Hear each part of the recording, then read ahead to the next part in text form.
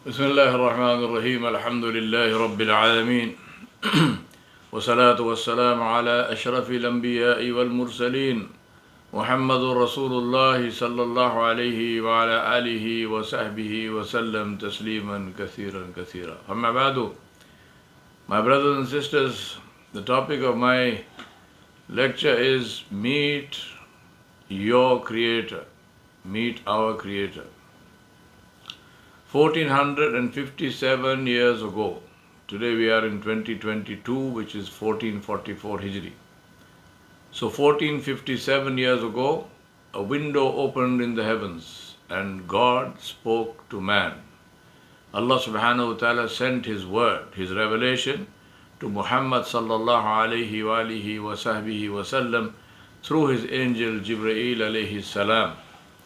And that word was read.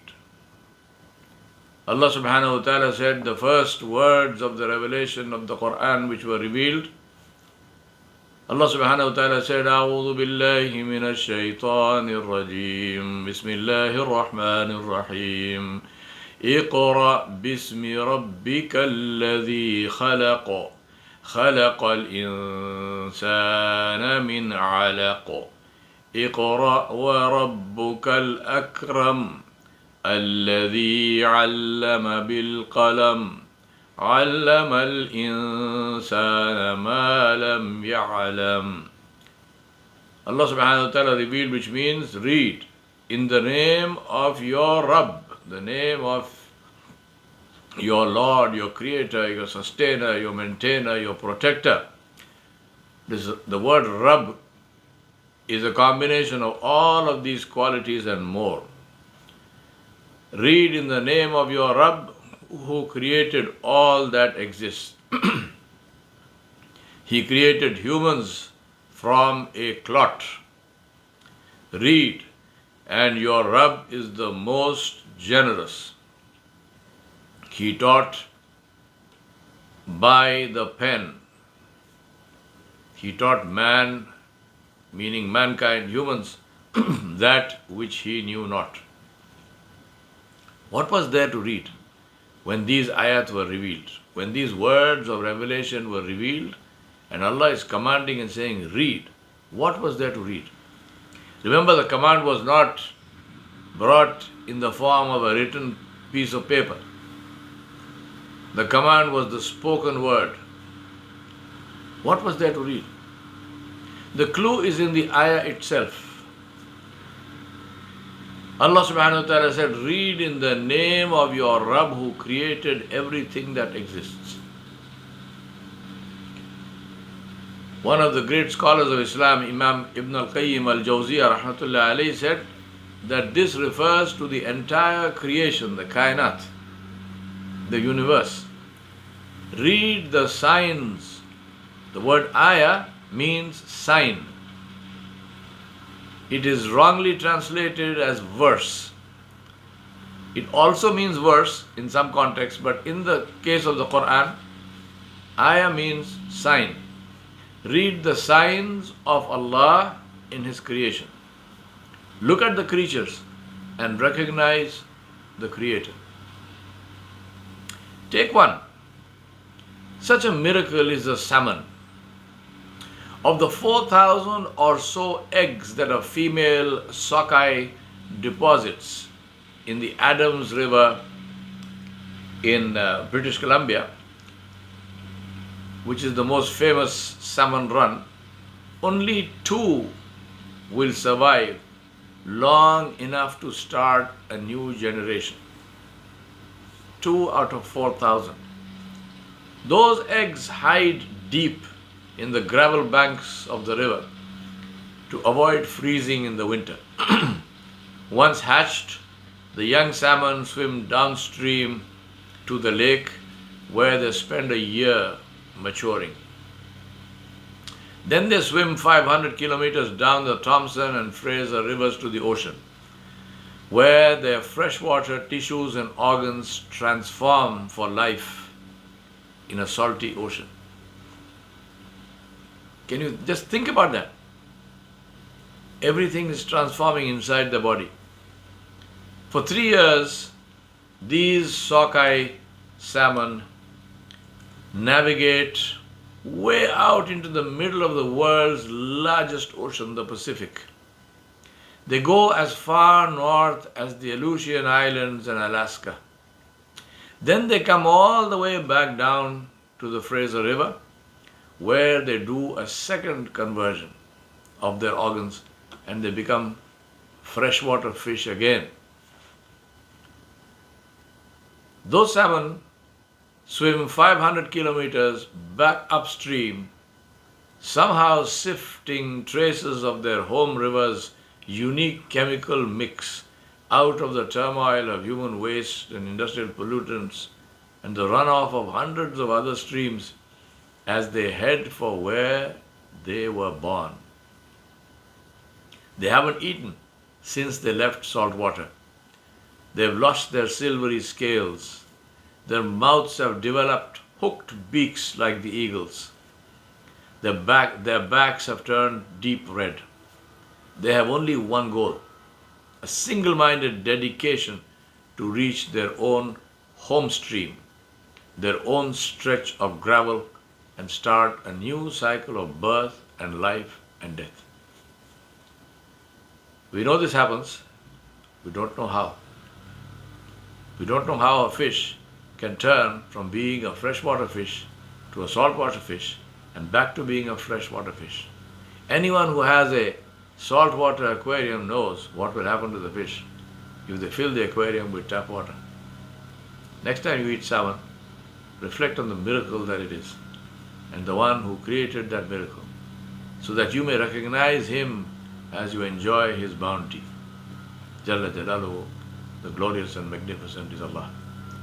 To live thankfully and thoughtfully is to live Islam. The Quran is a book of signs. Allah subhanahu wa ta'ala, the glorious and magnificent, told us about this when He said, إِنَّ فِي خَلْقِ السَّمَاوَاتِ وَالْأَرْضِ وَاخْتِلَافِ اللَّيْلِ وَالنَّهَارِ لَآيَاتٍ لِأُولِي الْأَلْبَابِ. Allah subhanahu wa ta'ala said, verily in the creation of the heavens and the earth, and the alternation of the night and day, there are indeed signs for people of understanding. Understanding is more than intelligence, because to understand means and implies that not only do you understand the situation, but also what caused it, what is likely to affect it and affect you, and what you need to do to make that effect positive. Allah subhanahu wa ta'ala called the creation and all that it contains, both the objects and the processes, the creation and the alternation of day and night, His signs. What is a sign and how is it different from a picture? A sign has a meaning. It points to something. It permits or prohibits something, and it promises consequences. A picture can be pretty or not. It can be simple or complex, but it is inert. It is simply there. You can look at it, appreciate it, or ignore it. There are no consequences. But that is not so with a sign. You ignore a sign at your own peril. Once there is a sign, you cannot claim ignorance. It becomes your duty to learn what the sign means. You cannot go through a red light and then claim that you thought it was Christmas decoration. You will still get a ticket or worse. Ignorance is not defense in law. Signs help us to understand the law, and they are the guardrail at the edge of the precipice. Let us see another one of Allah subhanahu wa ta'ala's signs, water, which we take for granted. Water is an amazing and literally an out of this world substance. When you drink water, next time, think about this, that you are looking at a substance which is perhaps 5 billion years old or more. When the earth was forming, water came to the earth in the form of a storm. Can you imagine a storm so massive that its remnants are every drop of water on the face of the earth that you see today. Every river, every ocean, every lake, every pond, every stream is a remnant of that storm, the primordial storm that came at the time the earth was being created. The same water came to Mars and Venus, but did not stay. On Earth, thanks to its distance from the sun and the Earth's magnetic field, which protects us from solar flares, and our thick atmosphere, water stayed and remained in its three states: liquid, solid, and gas. It has properties totally unlike that of any other liquid or any other substance. It expands on solidification. It is a universal solvent. It does not freeze solid when it is in a large body. It exists simultaneously in three states: solid, liquid, gas, water, ice, water vapor. It constantly purifies itself and renews its supply. It changes state from liquid to gas and back to liquid, and in the process, it releases its salts and becomes consumable by humans and animals. Trees grow because of water. Our bodies are 70% water, and our digestive, circulatory, and other body functions work because of water. Practically all life exists and is sustained because of water. Where did this water come from? Why did it come? How much came? And remember, as I mentioned before, the water that came here a few billion years ago is still here. That is what you are drinking. That is what you are bathing with. That is what you are using today for anything. That is the ancient, critical, incredibly complex blessing of Allah subhanahu wa ta'ala that we pollute and waste without a thought. This is also the meaning of recognizing the signs of Allah in His creation, which you cannot do without using the knowledge that He sent us, called science. Allah subhanahu wa ta'ala said about water, أَوَلَمْ يَرَ الَّذِينَ كَفَرُوا أَنَّ السَّمَاوَاتِ وَالْأَرْضَ كَانَتَا رَتْقًا فَفَتَقْنَاهُمَا وَجَعَلْنَا مِنَ الْمَاءِ كُلَّ شَيْءٍ حَيٍّ أَفَلَا يُؤْمِنُونَ.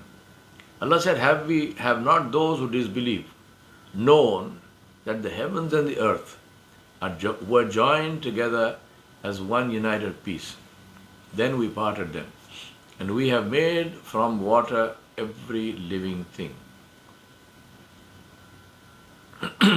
وَجَعَلْنَا مِنَ الْمَاءِ كُلَّ شَيْءٍ حَيٍّ. We have made from water every living thing. Will they not then believe? Think about another one. It is hypothesized that about 4.5 billion years ago, there was another planet called Theia, about the size of Mars, which was on an intersecting orbit with us, and we met. That collision must have been awesome to witness. The result was that Theia's iron core sank into the young Earth's core, and most of Theia's mantle accreted onto the Earth's mantle. That is how we got iron, which is also a gift from Allah subhanahu wa ta'ala, which He mentioned and said, وَأَنزَلْنَا الْحَدِيدَ فِيهِ بَأْسٌ شَدِيدٌ وَمَنَافِعُ لِلنَّاسِ. And we sent down iron with its great might, benefits for humanity. The impact is thought to have turned the Earth's surface into a sea of fiery magma and caused it to shoot out enough planetary debris to create the moon. Allah subhanahu wa ta'ala did this 4.5 billion years ago. Imagine this happening today. The collision gave us the moon large enough to have gravitational pull to give us tides in the oceans, and at an angle where it reflects sunlight to give us light at night. And our months and I must say for the Muslims, most importantly, our annual controversy about moon sighting. Life would be so boring without that, right? That is why Allah subhanahu wa ta'ala told us not to worship the sun or the moon, but to worship Him who created them both. He said, وَمِنْ آيَاتِهِ اللَّيْلُ وَالنَّهَارُ وَالشَّمْسُ وَالْقَمَرُ لَا تَسْجُدُوا لِلشَّمْسِ وَلَا لِلْقَمَرِ وَاسْجُدُوا لِلَّهِ الَّذِي خَلَقَهُنَّ إِن كُنْتُمْ إِيَّاهُ تَعْبُدُونَ. Allah subhanahu wa ta'ala said, which means, and from His signs are the night and the day, and the sun and the moon. Do not prostrate to the sun or to the moon, but prostrate to Allah, who created them, if you really worship Him, Jalla Jalaluhu. This collision also changed the tilt of the earth on its axis to 23.5 degrees. Think about this. It changes the tilt on the earth on its axis to 23.5 degrees, which gives us our seasons. Exact tilt to half a degree, not more, not less. Without this tilt, we would have had scorching heat while our side of the planet faced the sun, and then freezing cold when we faced away from the sun. No life could exist. Today, when we look at the fall colors of the oaks and aspens and maples and sumacs and other trees here in western Massachusetts, something that people from all over the world come to see and marvel at the glorious shades of yellows, oranges, pinks and reds. Let us remember that all these are because the earth is tilted on its axis at an angle of 23.5 degrees. The tilt gives us our seasons with their temperature differences. Without it, no summer, no winter. Then ask why. Nothing is accidental, believe me. Ask why. Imagine our earth without water. No oceans, no lakes, no rivers, no rainfall, no vegetation, no life. Then look around yourself today.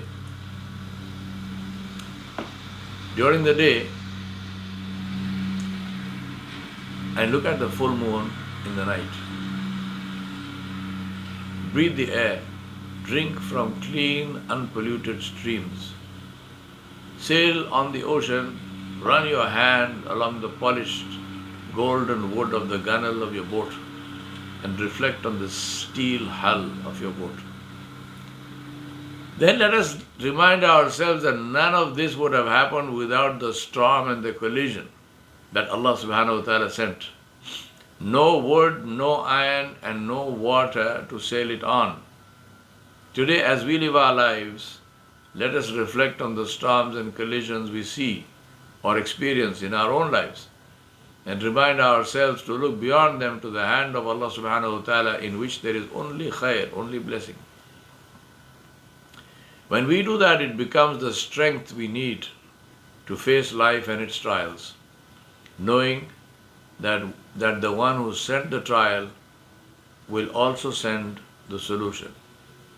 Knowing that the one who sent the trial did it for a reason, to teach us something that can only benefit us and which will be the means of drawing us closer to Him. That is the only closeness that matters, because it is the only one that lasts throughout our existence. It is our help and protection in this life and the means of deliverance when we meet Him, Jalla Jalaluhu, on the Day of Judgment. I ask Allah subhanahu wa ta'ala to open our hearts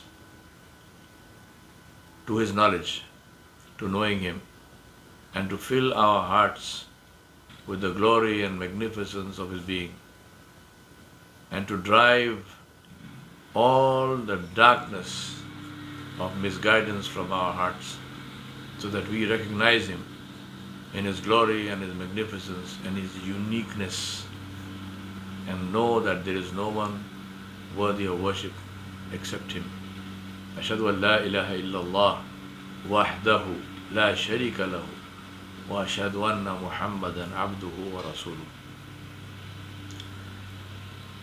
Wa sallallahu ala nabiyil kareem wa ala alihi wa sahbihi ajma'in bi rahmatika ya arhamar rahimin.